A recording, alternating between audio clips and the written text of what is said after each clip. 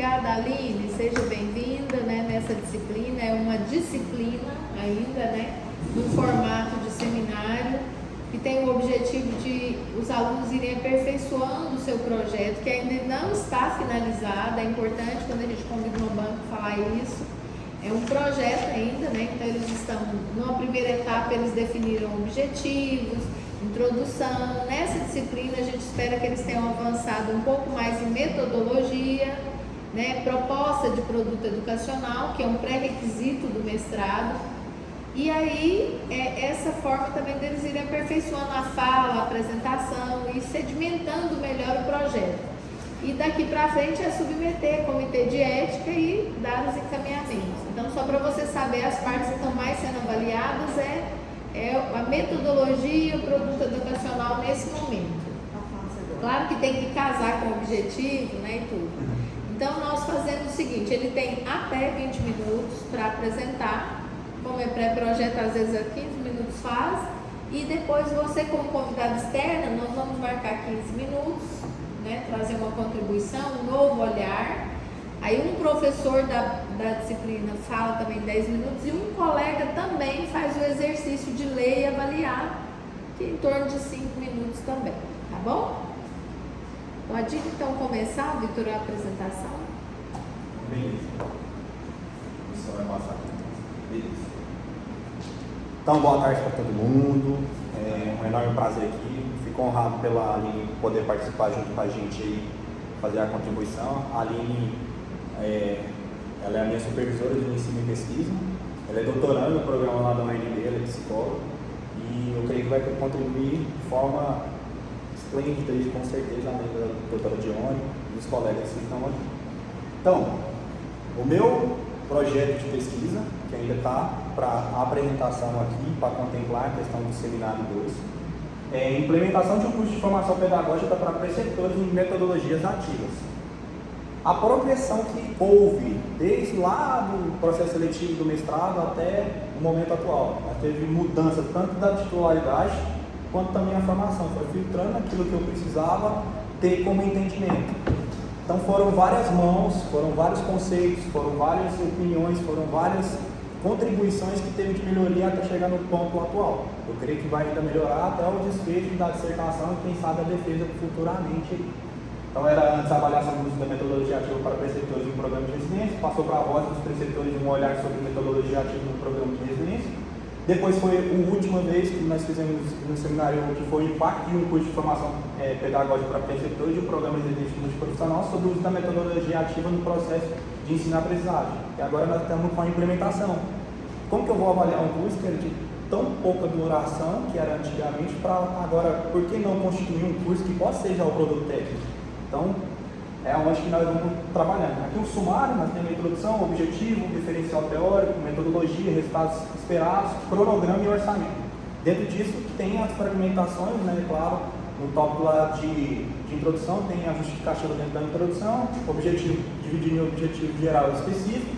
Referencial teórico é a base de dados que sustenta, mas também vai ser totalmente revisada conforme o cronograma ao longo de todo o percurso meu durante essa estruturação do projeto. A metodologia ela foi amplamente dividida em 9 subtópicos. Ela vai desde o desenho do estudo, ela vai até o produto educacional, resultados esperados, cronograma e orçamento. Então vamos lá. Introdução. Então basicamente a introdução tem que apresentar aquilo que foi elencado também, dado também pela Karina aqui pra gente aqui durante o percurso, que foi o quê? O problema a ser pesquisado. Então, o que eu quero pesquisar durante esse período? Eu queria saber como que é a supervisão dessas atividades dos preceptores. E o que eles faziam como metodologia. Então, na introdução, eu já vou desenhando o estudo para chegar até o estado da arte. Qual que é a integração entre a teoria e a prática que esses preceptores têm constituindo. Depois, eu passo para as estratégias e avanços alcançados até o momento, fazendo um paralelo entre a questão tradicional com a metodologia ativa. Por fim, tem algumas lacunas existentes. Onde se pretende pesquisar, talvez dentro de um programa de residência, ainda não foi pesquisado sobre como esse curso poderia ter de inovação dentro do âmbito institucional. E a proposta do estudo é o quê? Trazer essa melhoria da qualidade. Sabe? Será que eu vou alcançar? É isso que eu pretendo investigar dentro da introdução. Então, mostrando dentro dessas lacunas que pode ser existente. Então, o que nós temos dentro da introdução?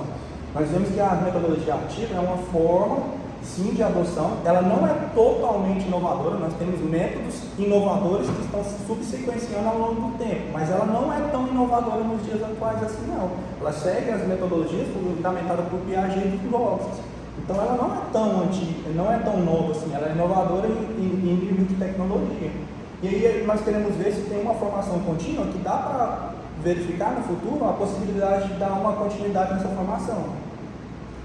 Então, os objetivos gerais, o objetivo geral desse trabalho é avaliar o nível de conhecimento dos preceptores sobre metodologia ativa antes, durante e depois de um curso de formação pedagógica. Entre os objetivos específicos, nós temos identificar o nível de conhecimento dos preceptores sobre metodologia ativa previamente ao curso de formação por meio de um grupo focal, desenvolver e aplicar um curso dividido em 4 módulos com foco no ensino prático e teórico de metodologia ativa. O terceiro objetivo específico, avaliar o impacto do curso no conhecimento teórico e prático dos preceptores durante e ao final do curso. E, por fim, elaborar um produto técnico educacional no formato de um curso de formação, elaboração de material educativo sobre metodologias ativas e um relatório técnico sobre os resultados encontrados na pesquisa para subsidiar a administração geral do hospital. Eu preciso dar um relatório sobre a intervenção que eu fiz. Será que dá para dar sequência posteriormente? Será que dá para ampliar para as outras unidades? Então é dentro disso que também é a proposta do trabalho. Por fim, nós temos o material que serve como base para a gente. Então, dividir entre, quando você usa uma IAzinha assim, você dá para verificar sobre os pós e contra com uma maior nitidez daquilo que está escrito. O que temos como pró em relação à metodologia ativa? Nós temos a questão de promover a autonomia. Então, a metodologia ativa deixa como o ator principal, deixa de ser o professor centralizado para ser o aluno. Além de aprimorar o pensamento crítico, interagir a teoria com a prática, preparar cenários do mundo real e alinhar diretrizes educacionais. Só que também temos alguns pontos também. Não significa nós só abstrairmos tudo isso, colocar no abstrato aquilo que pode ser uma realidade também existente e persistente, que pode ser também um desafio durante o desenvolvimento do trabalho. Que é o quê? A estrutura adequada para esse tipo de aplicação de metodologia ativa, a resistência cultural, por exemplo, depois do PBE até os momentos atuais, o que teve de intervenção que modificou a prática do segmento da residência durante esse período, que possa ser um contra disso. A insegurança na implementação, talvez até mesmo durante esse período aí, por que os preceptores ainda não utilizam a metodologia ativa? Talvez a insegurança de não saber como aplicar uma metodologia ativa. A restrição de tempo, muitos programas de residência têm conflito, porque não tem tempo para realizar tanta atividade teórica para a confecção, quanto também mapear o que poderia ser feito durante aquele período que eles estão ali exercendo a função de preceptores, além da falta de recursos. Existe dentro dessa falta de recursos também N possibilidades. Recurso eletrônico, disponibilidade de materiais, o que tem de recurso que possa ser um contra durante esse período. Então, a metodologia. Agora nós começamos a desenhar, a coisa vai acontecer, é do jeito assim. Então, o desenho de estudo é uma pesquisa que será de delineamento quali-quantitativo. A amostra será composta por todos os preceptores do programa de residência multiprofissional na especialidade de saúde funcional e reabilitação, programa que eu faço parte. O local da pesquisa será o CRE, ele vai ser dividido em 2 momentos. O grupo focal, que vai ali adquirir a amostra em início previamente desse grupo, vai ser dividido, vai pegar um elemento de cada, ou seja, um participante de cada especialidade, fono, de físio, de terapia ocupacional, de todas as especialidades que estão ali ofertadas, vai formar esse grupo focal para fazer um antes de nível de conhecimento e depois vai ser um segundo momento. O segundo momento vai ser a aplicação e implementação desse curso de formação pedagógica. Aí ele vai, dentro desse local de pesquisa, lá tem toda a estrutura que precisa. No primeiro momento, o grupo focal vai ser no prédio do bloco H, em frente à abertura lá da recepção do IP Rosa, que chega, vai aparecer o WhatsApp aqui, que chega a disponibilizar de recursos que dá para desenvolver um grupo focal. E nós contemplamos também um auditório que tem tanto a questão visual, quanto também a questão de áudio e sonoridade adequada para o quê? Para desenvolvimento de uma prática de docência durante o período, ou seja, de aplicação e implementação dessa formação pedagógica à amostra. Os preceptores serão todos. Só que se estiver afastado, se estiver de férias, de licença, dessas outras coisas, serão excluídos do trabalho durante o período que vai ter o desenvolvimento do trabalho. O tempo de coleta vai ser 10 meses.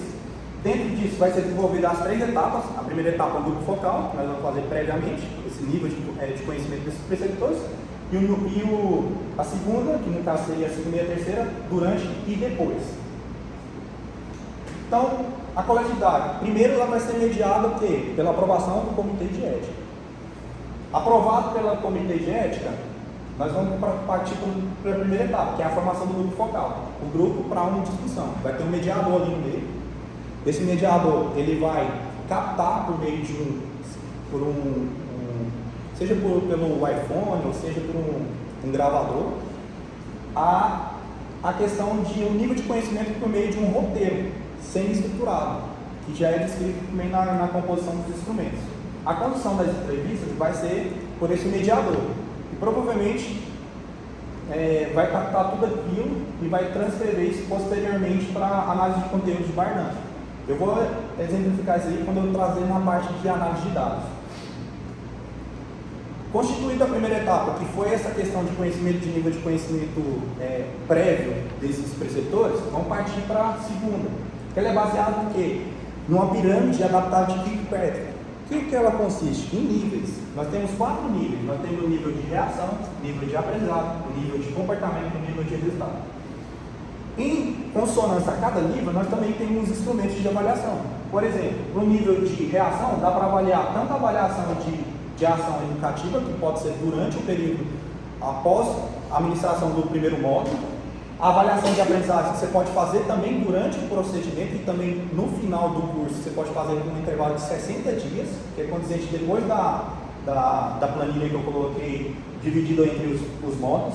E temos outros 2 tipos de avaliação, a avaliação do apoio institucional e a avaliação de modificação do trabalho. Nós só conseguimos obter realmente essas modificações através do comportamento e através do resultado posteriormente. E aí teria que fazer um sequenciamento, ou seja, um estudo contínuo, um follow-up talvez, ou até um prospectivo, que aí poderia ser o doutorado, quem sabe, futuramente. Mas já pensa alto, é de jeito assim. Então a coleta de dados, os módulos, eles foram divididos em 4 módulos. O primeiro módulo, introdução à metodologia ativa. Se basear naquilo que for coletado no grupo focal, talvez já dá para elencar o modelo que vai ser estruturado dos módulos.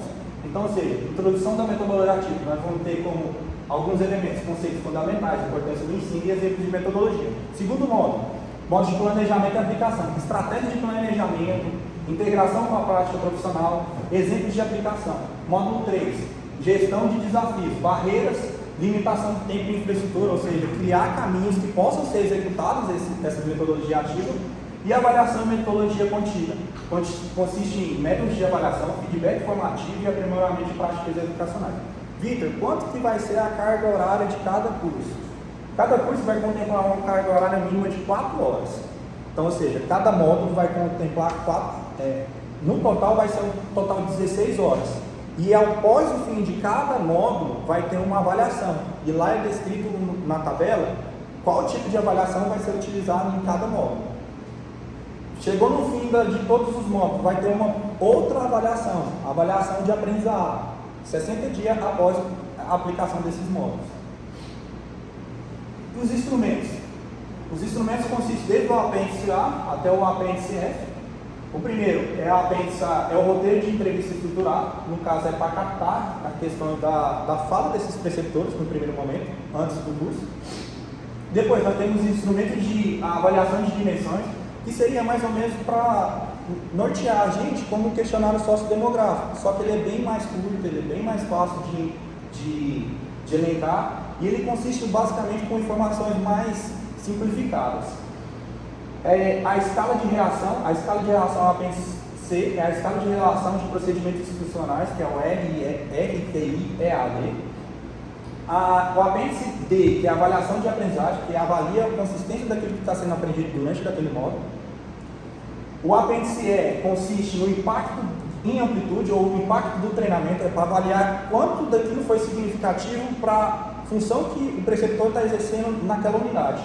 E por fim, eu coloquei o apêndice F, que é o termo de consentimento. Em todas as etapas vão ter o termo de consentimento. Basicamente, ele já vai elencado pelos cinco primeiros não. Os selecionados das especialidades, eles já vão ser aplicados no primeiro termo de consentimento antes do módulo. E depois, quando eles forem ser apresentados para o curso, eles vão ser submetidos também ao termo de consentimento na hora que o curso começar a desenvolver. A análise dos dados, como eu falei sobre o Bardan na primeira fase, ela consiste no quê? Primeiro, esses dados qualitativos ele vai passar para o Bardan, que consiste em 3 etapas: a pré-análise, a exploração dos materiais e o tratamento dos resultados, que vai decodificar a transcrição daquilo que o grupo focal trouxe para a gente como discurso elencado durante aquele período. Posteriormente, nós vamos passar para a análise quantitativa, que é o desenvolvimento durante o trabalho, durante os módulos que vão ser apresentados, de uma forma quantitativa ao ponto de trazer, será que realmente foi significativamente? E aí que vai vir coisas estatísticas descritivas, estatística inferencial, teste de student e o ANOVA. Diante disso aí, no final, posteriormente, nós vamos fazer uma triangulação dos resultados, pegando os dados qualitativos, juntamente com os dados quantitativos, para triangular para ver se tem alguma relação. Procedimento ético, uma das etapas, ele já consiste lá desde a apresentação dessa questão da aprovação do termo do CEP. E aí o que acontece? Antes da coleta, ele vai ser submetido ao CAPT, que é a Comissão de Avaliação, Pesquisa e Treinamento da instituição onde eu faço parte, no caso o CREG. Aí ele vai ser submetido para quê? Para conseguir o termo de anuência. Após o termo de anuência, ele vai ser submetido para o CEP da UFG, aprovado pelo CEP da UFG como ela sendo proponente e a co-participante sendo o CREA. Ela vai chegar ao CREA, após essa aprovação, nós vamos dar a seguimento à fase de coleta, com as 3 etapas sendo exigidas. E, posteriormente, no fim da pesquisa, os dados vão ficar armazenados por 5 anos. Basicamente, se for só impressão de papel, provavelmente eles vão ser incinerados. Depois eu vou ter que cortar esse vídeo por lá. E se for dados tecnicamente digitais, vão ser excluídos, Drive ou qualquer outro lugar que for elencado. Outra questão, a metodologia também pode correr risco de viés. Então, dentro disso, nós vamos tentar garantir o máximo de anonimato, criar um ambiente seguro para respostas genuínas, ou seja, principalmente na primeira etapa, que consiste na questão do grupo focal. Depois, nós vamos designar também um analisador de dados, para não ter imparcialidade e viés do pesquisador durante o período da avaliação de reação, como também a avaliação posteriormente, do impacto que fez durante aquele período que foi administrado o curso. Então, eu estive sentado com o meu orientador me passou que ele poderia ser o avaliador depois que fosse ministrado o curso, porque assim não teria viés. E por fim, o planejamento da formação pode aumentar a adesão se não tiver sobrecarga. Então, por isso que foi separado um dia também da semana para fazer isso, ou seja, nas sextas-feiras, onde não tem tanto evento, onde que o preceptor ele fica com a tarefa, basicamente, de desenvolver os materiais de eixo teórico que é desenvolvido dentro do programa de residência multiprofissional. Produto educacional. Então, o produto educacional consiste no quê? Criar um curso de formação pedagógica, elaborar manuais educacionais, compilar relatórios de técnico, compartilhar com a SECOM, que é o setor de comunicação do serviço, porque toda arte que você faz, se é para a unidade todinha ou se é para as demais unidades, tem que passar por um serviço que alinha uma padronização, ou seja, fala a mesma língua, segue um padrão de produção desses materiais. E implementar, talvez, um treinamento contínuo, que pode ser também descrito dessa forma. Dentro dos resultados esperados, contribuição acadêmica, segurança e estabilidade dos preceptores, aumento do conhecimento, materiais educacionais de referência, alinhados com a necessidade do SUS, e a qualidade do aprimoramento do preceptor. E também, como resultado, além dos produtos técnicos, nós teremos no final também dessa etapa da dissertação, que é o mestre do programa de pós-graduação em ensino na saúde, que tem todo esse conhecimento adquirido durante esse processo que ele passou. O cronograma basicamente, como eu falei, sobre a revisão da literatura, provavelmente ele vai ficar até lá em setembro de 2026 revisando a literatura antes de qualificar, porque mesmo com os dados todos, nós temos ainda que estar revisando essa literatura, talvez em 2025 já tem mais novos artigos, quem sabe no início de 2026 mais atualizado ainda fica. E basicamente ele é dividido nessas etapas. 2024, que já consistiu, já acabou essa etapa, teve um refinamento já e agora vai estar passando para as outras etapas. Ainda passando por uma reestruturação da revisão até a submissão do comitê de ética. O recurso financeiro, eu queria que fosse R$60, só que ficou esse valor também, mas não é R$60, tá bom? É só um modelo mesmo, tecnicamente, mas basicamente é o que nós podemos utilizar. Pode ser que eu venha acrescentar mais algumas coisas também posteriormente. E referência. Nós temos referência tanto de bibliográfica como referência que são os senhores. Todo mundo tem uma mão em um projeto. Todo mundo complementa em alguma coisa. Todo mundo preenche um espaço onde que ninguém tinha preenchido naquele momento. Então, vocês também são a referência da gente. Então, que venhamos a continuar nesse processo aí até o fim. Certinho? Esse é meu muito obrigado. Deixa eu botar logo a questão. Certinho? É esse aí.